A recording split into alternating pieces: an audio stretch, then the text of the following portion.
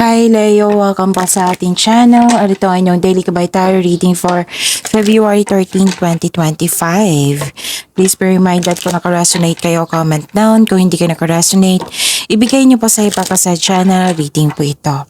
This is for you Leo ngayong February 13, 2025.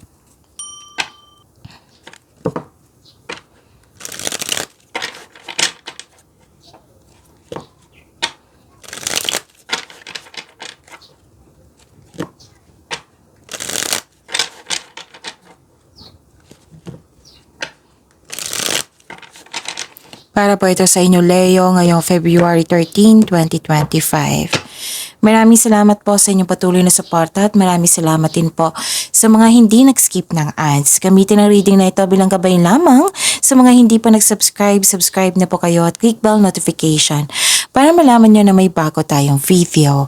Para sa mga gusto magpa-reading pa may lumabas dyan sa screen nyo ngayon, panoorin nyo po, sundin ng instruction. Spirit's Guide, mga ganap pa para kay Leo ngayong February 13, 2025. I need 3 cards po.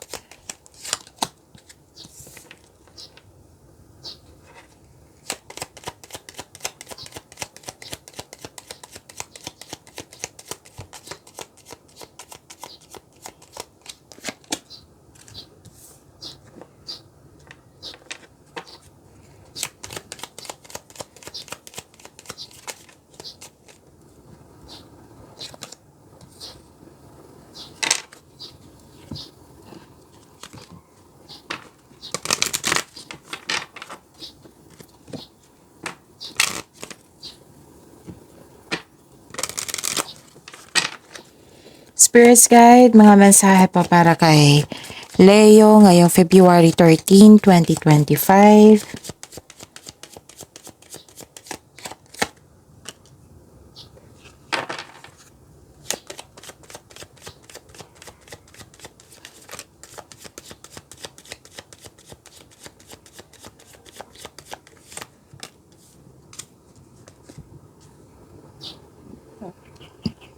Excuse me.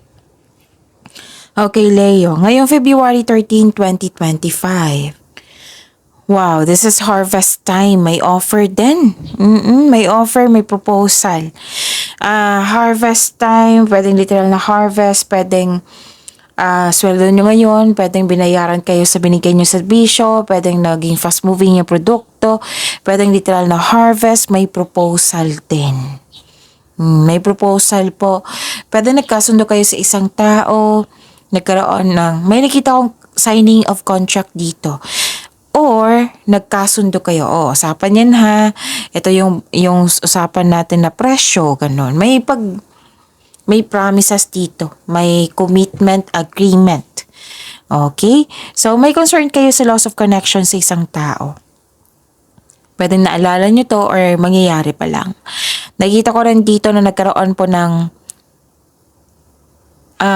pwedeng nag-uusap recording sa marriage contract.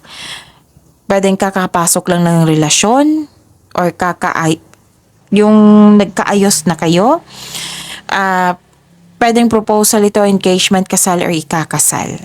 Basta may nagkasundo kayo sa isang tao, Leo. Nakita ko rin dito solusyon sa inyong problema. Oo, solusyon sa inyong problema, sagot sa inyong mga katanungan. Hold your vision. Be bold and make the first move. Spirit's Guide, ano po yung energy ni Leo ngayong February 13, 2025?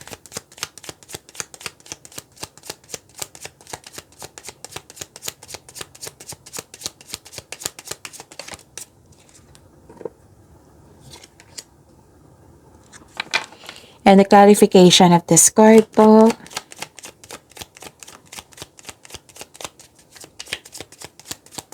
Para kay Leo.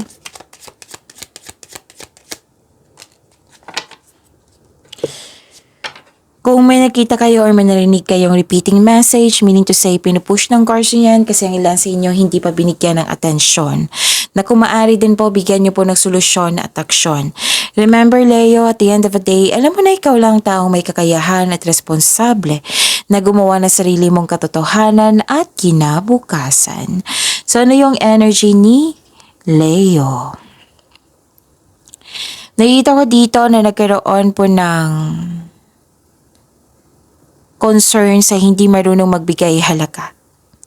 Hindi stable ang iyong emotion, takot o may alinlangan kang mag-lead. Leader po, kahit ng iba ay naghihingi sa iyo ng guidance. Mag-ingat din kayo sa communication sa isang tao kasi baka may masabi kayo na hindi maganda sa kanila na naging sensitive po ito. Or nireject mo agad ang isang tao na gustong makipag-usap sa iyo. At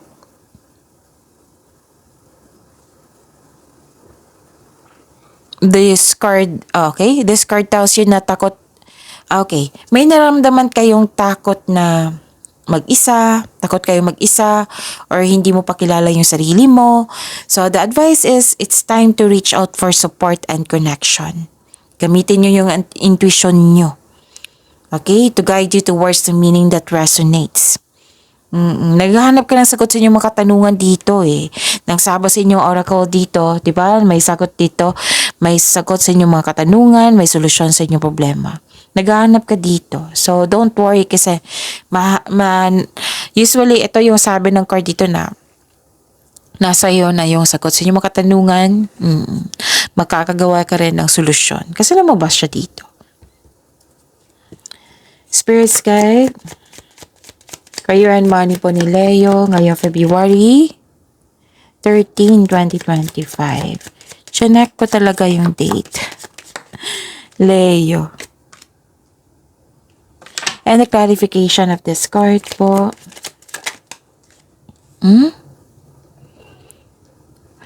May hindi pagkakasundo dito.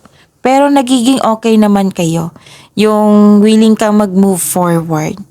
Basta may nakita ako dito ng hindi nagkasundo. Or nalilito ka sa paggawa ng desisyon. May disconnection dito, Nakita ko, disconnection dito sa oracle cards yung sa tarot cards. May disconnection or tampuhan. Pwede din na kung may concern ka sa isang tao na naging dependent na sa'yo. Nagkaroon ng disbalance. So, to fix the imbalance, look inward to see where you can find the source of this harmony. Alamin mo kung ano yung punot dulo, kung bakit nagkaroon ng hindi pagkakaunawaan, pagkakasundo. Pwede din na may overcommitment kasi ako nakikita dito pwede nag-promise sa'yo na hindi niya nabigay. May separation ako nakikita dito Pwede rin tumiwalag ka sa isang grupo. Pwede nagkaroon ng frustration. Pero don't worry. Kasi nakita ko naman dito na magiging okay ka. Pwede may hindi nagkasundo ka sa tuto siya sa inyong desisyon, ideas, plano. Pero, yun, magkakaroon na ng recovery. You're healing yourself na. Nag-let go ka na at nag-move forward. Kahit mabigat sa loob mo, nag-move forward ka para magkaroon ng changes for recovery and releasing a pain. So these periods of sorrow won't last forever. Look to the future with hope for new experiences. Kung ano yung nangyari sa nakaraan na nasaktan kayo, huwag niyong dalhin sa present niyo. Sabi ng card. And don't worry kasi recovery talaga nakikita ko dito. Spirits guide, love life, self-love, partnership, and romance ni Leo ngayong February 13, 2025. And the clarification of this card po. Maraming salamat po sa patuloy na tiwala, suporta sa ating channel. At maraming salamat din po sa mga hindi nag-skip ng ads. Marami kang ginagawa, maraming iniisip, maraming ginagawa. Exhausted ka dito or na-burn out. Pinapressure mo yung sarili mo. Marami kang ginagawa. Maraming gustong ma-achieve, maraming gustong makuha. Naging perfectionist po, kaya na-burn out. Pwedeng kayo ito, pwedeng concern mo sa isang tao.